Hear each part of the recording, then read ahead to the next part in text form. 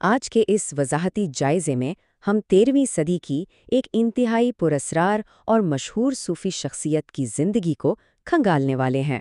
حضرت علاؤالدین علی احمد صابر، جنہیں دنیا عقیدت سے صابر پاک کے نام سے جانتی ہے۔ یہ کوئی عام کہانی نہیں ہے، یہ ایک ایسی داستان ہے جہاں شدید خاموشی اور صبر کا ٹکراؤ ایک انتہائی ہیبت ناک طاقت کے ساتھ ہوتا ہے۔ تو چلیے ان کے اس دلچسپ تاریخی اور روحانی ورثے کو سمجھنے کی کوشش کرتے ہیں۔ اب اس داستان کی گہرائی کو سمجھنے کے لیے ہم سیدھا 1291 میں ان کی زندگی کے آخری لمحات کی طرف چلتے ہیں۔ تاریخی روایتوں کے مطابق صابر پاک نے اپنے مریدوں کو ایک انتہائی سخت، بلکہ یوں کہہ لیں کہ ایک وارننگ دی تھی۔ حکم یہ تھا کہ ان کے انتقال کے بعد کوئی شخص بھی ان کے جسم کو ہاتھ نہ لگائے، نہ غسل دے اور نہ ہی دفن کرے۔ خلاف ورزی کا مطلب تھا سیدھی موت۔ اب آپ خود سوچیں، اس کڑے حکم نے ان کے پیروکاروں کو کس قدر پریشانی اور خوف میں مبتلا کر دیا ہوگا۔ جنازے کا دن آ جاتا ہے، مرید اسی سنسنی خیز خاموشی اور خوف میں کھڑے ہیں کہ اب آخر کیا کیا جائے، کون آگے بڑھے گا۔ پھر اچانک گھوڑے کی ٹاپوں کی آواز گونجتی ہے۔ ایک نقاب پوش گھڑ سوار وہاں پہنچتا ہے جو سر سے پاؤں تک سفید لباس میں ملبوس ہے۔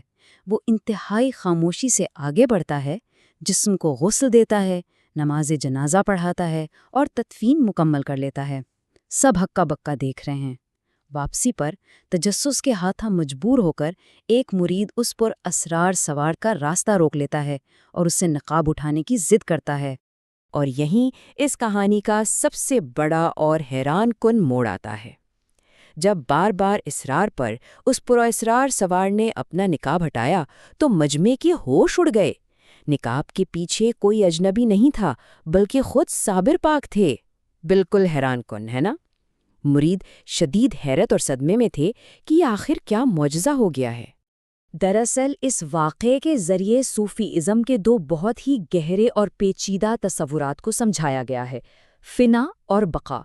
صابر پاک نے گویا اپنے مریدوں کو یہ پیغام دیا کہ جو جسم مٹی کے حوالے کیا گیا وہ فانی تھا، یعنی وہ فنا ہو گیا، لیکن جو وجود ان کے سامنے اس وقت کھڑا تھا وہ روح تھی جو خدا سے جڑ کر ہمیشہ کے لیے لازوال ہو چکی ہے، جسے صوفی ازم میں بقا کہتے ہیں۔ یہ روایات محض کوئی طلسماتی کہانیاں نہیں ہیں، بلکہ گہرے روحانی اسباق کو یاد رکھنے کا ایک زبردست طریقہ ہے۔ یہاں سے ہم اپنے دوسرے حصے یعنی ان کے صابر بننے کے سفر کا آغاز کرتے ہیں۔ لیکن یہ سوال تو ذہن میں آتا ہے نا کہ کوئی انسان اس قدر شدید اور گہری روحانیت تک آخر کیسے پہنچتا ہے؟ اس کا جواب ہمیں 1196 میں ملتا ہے، جب وہ افغانستان کے شہر ہرات میں پیدا ہوئے۔ ان کا دنیا سے کٹ جانے کا رجحان بچپن سے ہی نظر آنے لگا تھا۔ والد کے انتقال پر انہیں ایسا صدمہ یا شاید کوئی ایسی روحانی کیفیت طاری ہوئی کہ وہ پورے 1 سال تک مکمل طور پر خاموش رہے۔ بس اسی رجحان کو دیکھتے ہوئے 1204 میں ان کی والدہ انہیں پاک پتن لے آئیں تاکہ وہ اپنے وقت کے مشہور صوفی بزرگ اور اپنے ماموں بابا فرید گنج شکر کی رہنمائی میں تربیت حاصل کریں۔ یہاں ایک بہت ہی عجیب اور حیران کر دینے والا واقعہ پیش آتا ہے۔ بابا فرید نے انہیں خانقاہ کے لنگر خانے یعنی پبلک کچن کا انچارج بنا دیا۔ کئی سال گزر گئے۔ جب ان کی والدہ ملنے آئیں تو صابر پاک کو اس قدر کمزور اور دبلا دیکھ کر رونے لگیں۔ بابا فرید نے جب اس فاقہ کشی کی وجہ پوچھی نا تو صابر پاک کا وہ جواب تاریخ میں امر ہو گیا۔ انہوں نے کہا کہ لنگر خانے کا انتظام سنبھالنے کی ذمہ داری تو ضرور ملی تھی، لیکن چونکہ انہیں کبھی واضح الفاظ میں اس میں سے کھانے کی اجازت نہیں ملی، اس لیے انہوں نے ایک دانہ بھی نہیں چکھا۔ وہ زندہ رہنے کے لیے بس جنگل کی جڑی بوٹیاں کھا لیا کرتے تھے۔ یہ کوئی عام بات نہیں تھی۔ اپنی ذات پر اس قدر کڑا کنٹرول اور ایسی بے مثال اندھی فرمانبرداری دیکھ کر خود ان کے مرشد بھی حیران رہ گئے۔ ان کی اسی انتہا درجے کی برداشت اور زہد کو دیکھتے ہوئے بابا فرید نے انہیں صابر کا خطاب دیا، یعنی انتہائی صبر کرنے والا، اور اس دن کے بعد سے دنیا انہیں صابر پاک کے نام سے پہچاننے لگی۔ اب آتے ہیں ان کی زندگی کے سب سے دلچسپ تضاد کی طرف، یعنی ان کا ایک چلالی بزرگ ہونا۔ یہ واقعی ایک زبردست تضاد ہے کہ وہ شخص جو پوری زندگی اپنے صبر اور خاموشی کی وجہ سے پہچانا گیا، تاریخ میں اپنی خوفناک روحانی طاقت کے لیے بھی سب سے زیادہ مشہور ہوا۔ صوفیانہ زبان میں اس کیفیت کو جلال کہتے ہیں۔ یہ جلال کوئی عام غصہ نہیں ہوتا، بلکہ ایک طرح کی روحانی ہیبت، شدید توانائی اور قہر کی سی کیفیت ہوتی ہے جو نرمی اور محبت کے بالکل برعکس ہے۔ صابر پاک کی شخصیت میں اس جلال کا غلبہ اتنا زیادہ تھا کہ لوگ ان کے قریب پھٹکنے سے بھی ڈرتے تھے۔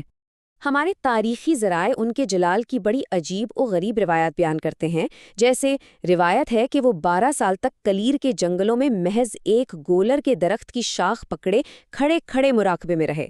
ایک اور مشہور واقعہ ہے کہ جب شہر کی اشرافیہ نے ان کے ساتھ امتیازی سلوک کیا تو مانا جاتا ہے کہ ان کے محض ایک اشارے یا حکم پر پوری کی پوری مسجد زمین بوس ہو گئی، اور تو اور یہاں تک درج ہے کہ ان کی شادی کی پہلی رات ان کے مراقبے کی شدید کیفیت اور ایک ہیبت ناک نظر کی تاب نہ لاتے ہوئے ان کی دلہن شولو کی نظر ہو گئی۔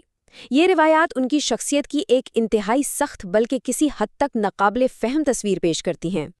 اسی جلال اور سختی نے چشتیہ سلسلے میں 2 الگ الگ راستوں کی بنیاد رکھی۔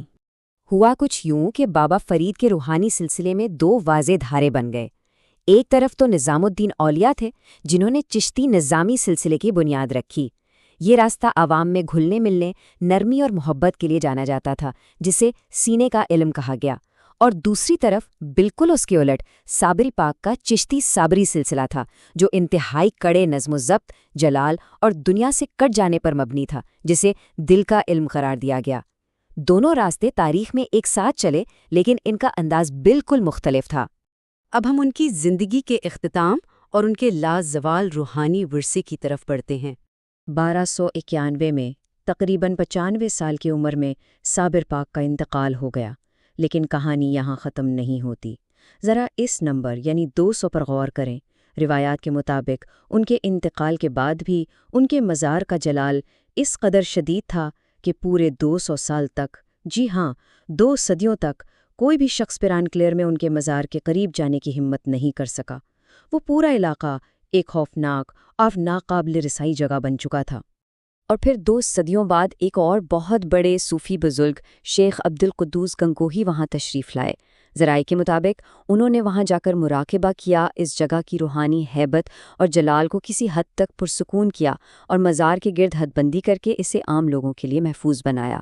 تب جا کر صدیوں بعد عوام اس قابل ہوئے کہ وہ اس درگاہ کی زیارت کر سکیں۔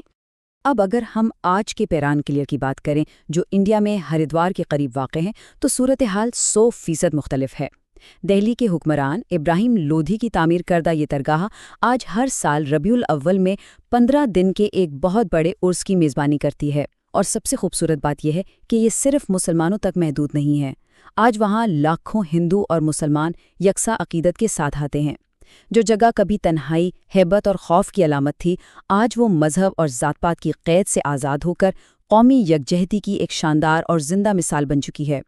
تو یہ تمام تفصیلات ہمیں آخر میں ایک انتہائی غور طلب اور گہرے سوال پر لا کر چھوڑ دیتی ہیں۔ تاریخ کا یہ کیسا انوکھا تضاد ہے کہ ایک ایسی شخصیت جس کی ساری زندگی کا محور تنہائی، صبر اور خوفناک جلال تھا، آج اسی بزرگ کی آخری آرام کا لاکھوں انسانوں کے لیے امن، محبت اور اتحاد کی سب سے بڑی پناہ گاہوں میں سے ایک ہے۔ شدید قہر کا ورثہ امن کا گہوارہ کیسے بن گیا؟ صابر پاک کی کہانی کا یہ پراسرار اور دل فریب پہلو شاید ہمیشہ لوگوں کو سوچنے پر مجبور کرتا رہے گا۔